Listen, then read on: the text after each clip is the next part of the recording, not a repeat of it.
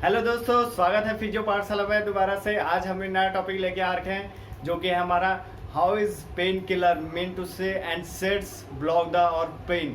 ठीक है, तो हमारा एनसेड एक ड्रग होता है जिस बेसिकली पेन किलर या एंटी इन्फ्लामेटरी बोलते हैं। तो कैसे हमारे दर्द को कम करता है बेसिकली पेन।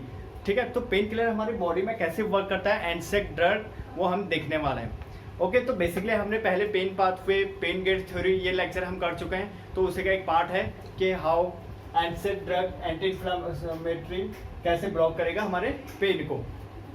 तो सबसे पहले हम समझ लेते हैं कि मतलब एनसेड क्या है। तो एनसेड क्या है? Non steroidal anti inflammatory drug. नाम पे एंटी इन्फ्लामेटरी मीन टू से जब हमारे इंजरी होती है तो हमें क्या होता है, एकदम से पेन स्टार्ट होता है और उसके बाद इन्फ्लामेटरी प्रोसेस हमारा स्टार्ट होता है किसमें, हमारी बॉडी में। तो उसको कम करने के लिए और पेन को रिड्यूस करने के लिए उसमें हमारा एनसेड ड्रग यूज होता है, जिसमें हमारा आता है इबुप्रोफेन एग्जांपल होता है इसका। ठीक है, तो बहुत सारे एग्जांपल हैं। लो डोज में एस्पिरिन होता है, तो इन सब में यूज करते हैं एनसेड ड्रग। तो ये हमारा एनसेड ड्रग है जो हम पेन किलर में के रूप में लेते हैं जब हमें पेन होता है या स्टार्टिंग यानी इंजरी होती है। जैसे कि हमें कभी कभार हम क्या होता है गिर जाते हैं या किसी एक्सटर्नल फोर्स से हमें लग जाती है, तो बेसिकली हम क्या करते हैं एनसेड यूज करते हैं या आइस यूज करते हैं for reducing pain and swelling and inflammation. ठीक है, तो उसके लिए हमें ये चीज यूज करते हैं। तो हम देखते हैं कि ये कैसे यूज होगा, कैसे इसका इफेक्ट आएगा हमारी बॉडी में, कैसे हमारा पेन कम होगा। तो इसका एग्जांपल है ibuprofen. This is a drug, non steroidal anti inflammatory drug. तो ये हो गया हमारा एनसेड्स की ये क्या चीज है। ठीक है, क्लासिफिकेशन है ड्रग्स ग्रुप का जिसका फुल फॉर्म है non steroidal anti inflammatory drugs, जो कि एंटी इन्फ्लामेटरी मतलब जब इन्फ्लामेटरी प्रोसेस होती है हमारी बॉडी में उसको रिड्यूस या पेन को रिड्यूस करने के लिए। तो सबसे पहले देखते हैं हमारा पेन मीन टू से एनी इंजरी हुई, जो कि हमने पहले भी चेक कर चुके हैं। पेन गेट थ्योरी में इंजरी होगी तो हमारी मस्कुलोस्केलेटल या मसल पे कहीं पे भी इंजरी होगी तो उसमें क्या होता है, हमारा कुछ टिश्यू डैमेज होगा। इंजरी होगा तो अंदर जो सुपरफिशियल टिश्यू होगा वो डैमेज होगा।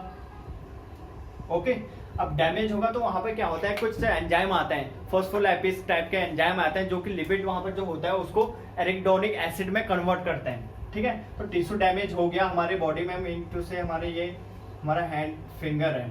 ओके, यहाँ पे किसी चीज से एक्सटर्नल स्टिमुलस से फोर्स से यहाँ पे इंजरी हुई।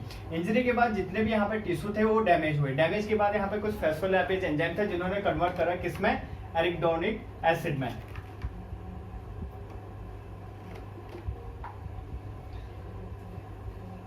एसिड, ठीक है, एरिकडोनिक एसिड में इन्होंने कन्वर्ट करा फॉस्फोलिपिड एंजाइम ने। अब एरिकडोनिक एसिड है क्या चीज?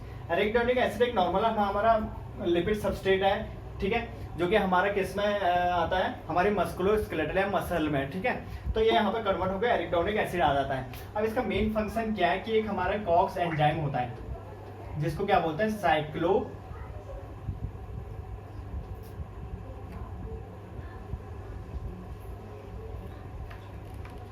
ठीक है, तो बेसिकली कॉक्स एंजाइम क्या होता है, साइक्लो ऑक्सीजनेज एंजाइम होता है हमारी बॉडी में, जो कि स्मूथ मसल, हमारे मसल वाले पार्ट इन एरिया में पाया जाता है।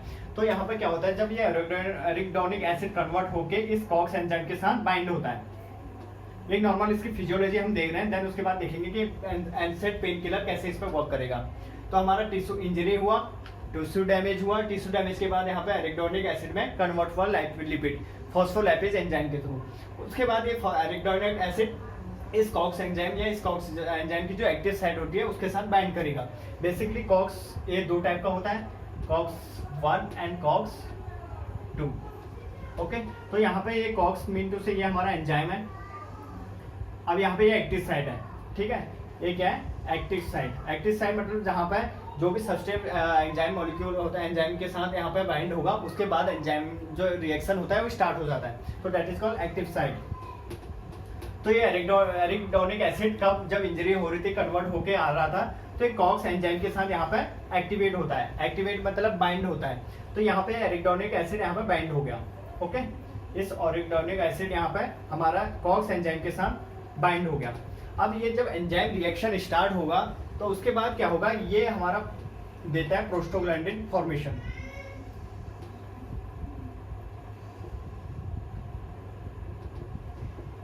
ओके।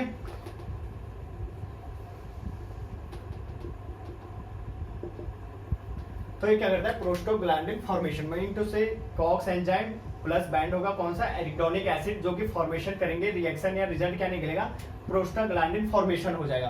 प्रोस्टाग्लैंडिन फॉर्मेशन होगा तो ये क्या करता है, हमारे पेन एंड इन्फ्लामेशन को बढ़ाता है।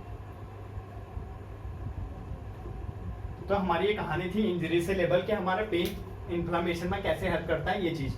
तो प्रोस्टोग्लैंडिन जब निकलता है तो ये हेल्प करता है क्या, पेन को इंक्रीज करता है और इन्फ्लामेशन को बढ़ाता है। जबकि इन्फ्लामेशन एक बॉडी प्रोटेक्टिव मैकेनिज्म है जो कि हेल्प करता है किसमें, हमारा हीलिंग में, किसमें, अगर एनी इंजरी होती है एक्यूट स्टेट में।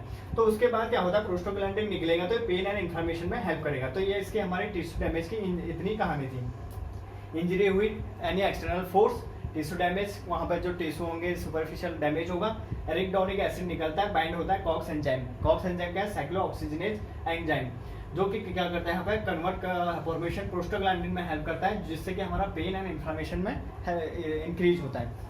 अब हमें क्या करना, पेन किलर का काम है इस पेन और इन्फ्लामेशन को रिड्यूस करना, ओके, जिससे कि पेशेंट को या किसी भी जो भी पेन किलर ले रहा है उसको हेल्प मिले, किससे, पेन रिलीफ से। तो अब इसमें होगा कैसे, जो हमारा एंसोइड है, ड्रग है मीन टू से, इसका एक एग्जांपल हमने लिया था आइबुप्रोफेन, आइबुप्रोफेन, ओके। एक बार इसको डायग्राम से समझ लेते हैं।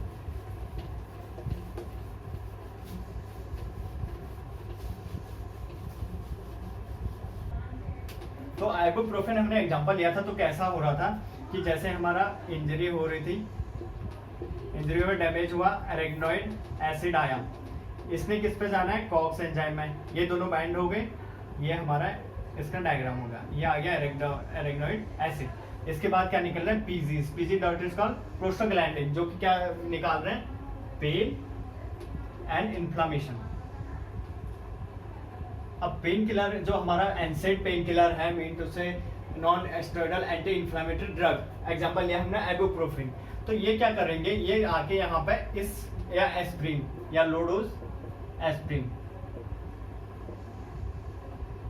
तो ये आके यहाँ पे जो ये ड्रग्स हैं ये आके क्या करेंगे, इस जो कॉक्स एंजाइम की एक्टिव साइट थी यहाँ पे बाइंड होंगे, ठीक है।